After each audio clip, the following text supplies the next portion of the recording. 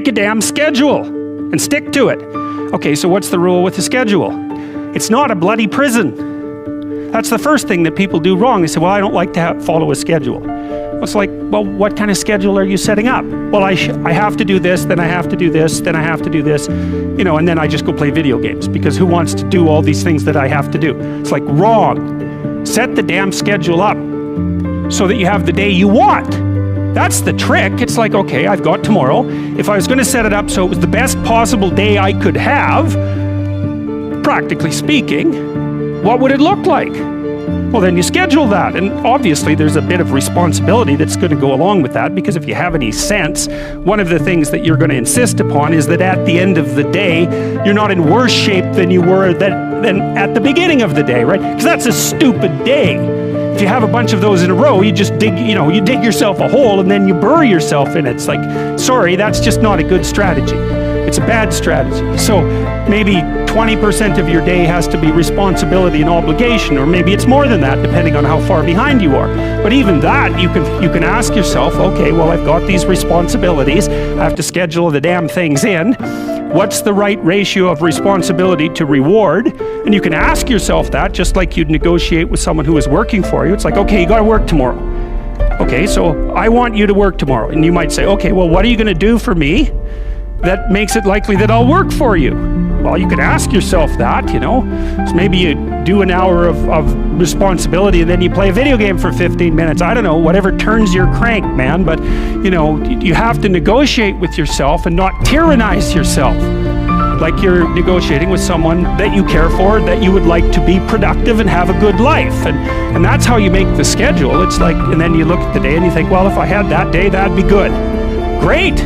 You know, and you're useless and horrible, so you'll probably only hit it with about 70% accuracy, but that beats the hell out of 0, right? And if you hit it even with 50% accuracy, another rule is, well, aim for 51% the next week, or 50.5% for God's sake, or because you're going to hit that position where things start to loop back positively and spiral you upward. Stop doing the things that you know are wrong that you could stop doing. Right? So it's a fairly limited attempt. First of all, we're not going to say that you know what the good is or what the truth is in any ultimate sense. But we will presume that there are things that you're doing that for one reason or another you know are not in your best interests. There's something about them that you just know you should stop. They're kind of self-evident to you. Other things you're going to be doubtful about. You're not going to know which way is up and which way is down. But there are things that you're doing that you know you shouldn't do. Now, some of those you won't stop doing for whatever reason. You don't have the discipline, or maybe there's a secondary payoff, or you don't believe it's necessary, or it's too much of a sacrifice, or you're angry or resentful or afraid. Who knows? So forget about those for now. But there's another subset that you could stop doing. It might be a little thing. Well, that's fine. Stop doing it. See what happens. And what will happen is your vision will clear a little bit. And then something else will pop up in your field of apprehension that you will also know you should stop doing, and that you could stop doing, because you've strengthened yourself a bit by stopping doing the particular stupid thing that you were doing before. That just puts you together a little bit more. And you could do that repeatedly for an indefinite period of time. And you know, that doesn't necessarily mean that you're going to ever be able to formulate a clear and final picture of what constitutes the truth and the good. But it does mean that you'll be able to continually move away from what's untruth and what's bad. And, you know, that's not a bad start. You know, I can't sleep at night because I'm thinking about something, and usually what I'll do is go write it down. I have some writing to do, so I get up and I go write down what I'm thinking, and that usually does the trick. But because I had been playing with YouTube, I thought, well, I'll try making YouTube video and telling people what I'm thinking about, and see if that performs the same function as writing. And to me, the function of writing, well, it's twofold. One is conceivably to communicate with people, although the fundamental purpose for me is to clarify my thoughts so that I know to, you know, because if something is disturbing you, what that means is that it needs to be articulated, it's the emergence of unexplored territory, something that disturbs you. That's the right way to think about it. It's unmapped territory that's manifesting itself. It's like a vista of threat and possibility, and you need to articulate a path through it. And so that's what I was doing. It's like I was thinking, well, this is bothering me, and this seems to be why, and here's what I think is going on, and so I made the videos, and in some sense, I didn't think anything more of it. You don't have to necessarily have done anything wrong for things to get completely out of control.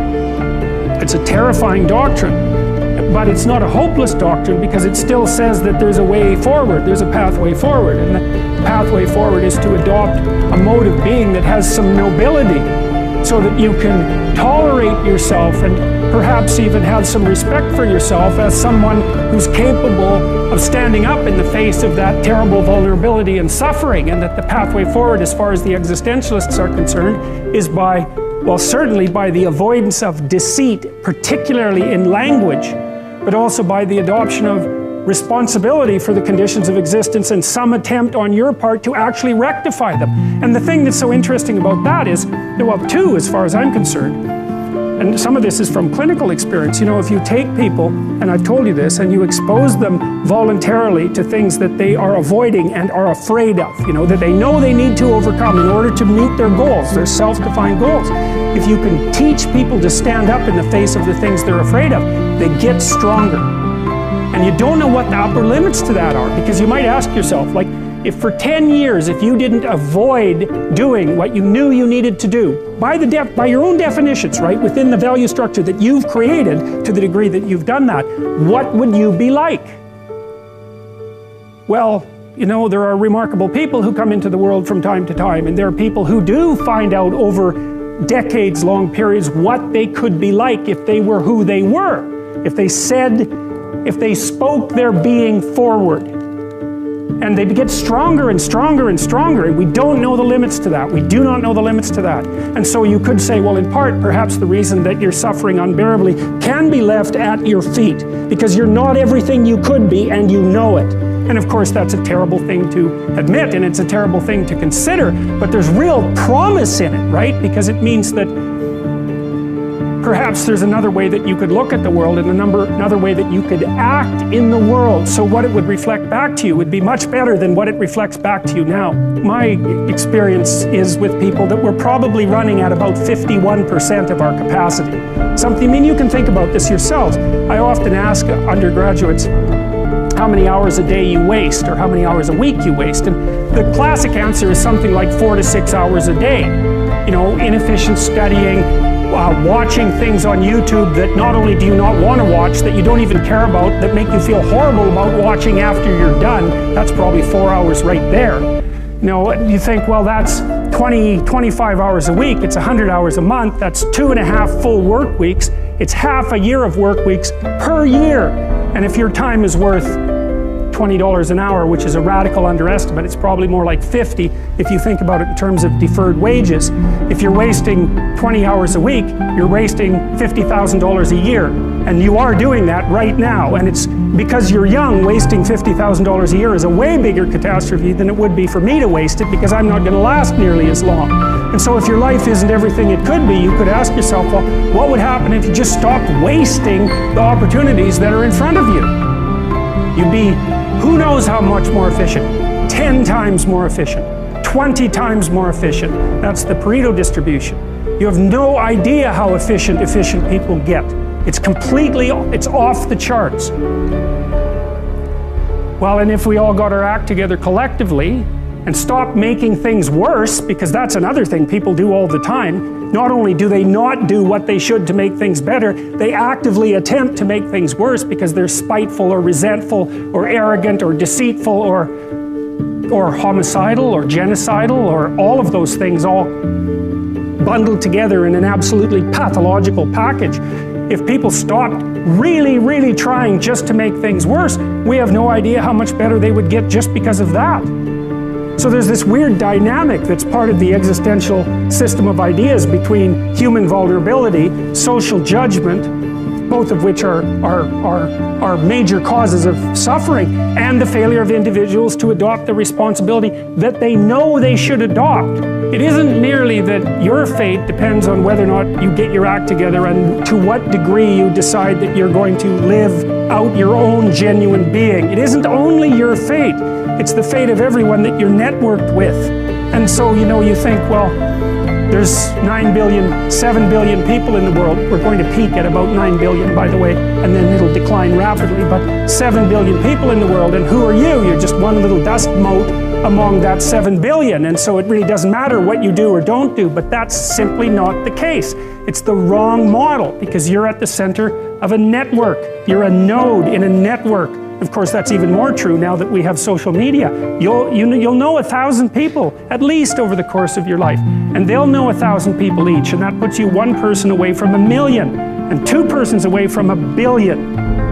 And so that's how you're connected, and the things you do, they're like dropping a stone in a pond. The ripples move outward, and they affect things in ways that you can't fully comprehend, and it means that the things that you do and that you don't do are far more important than you think.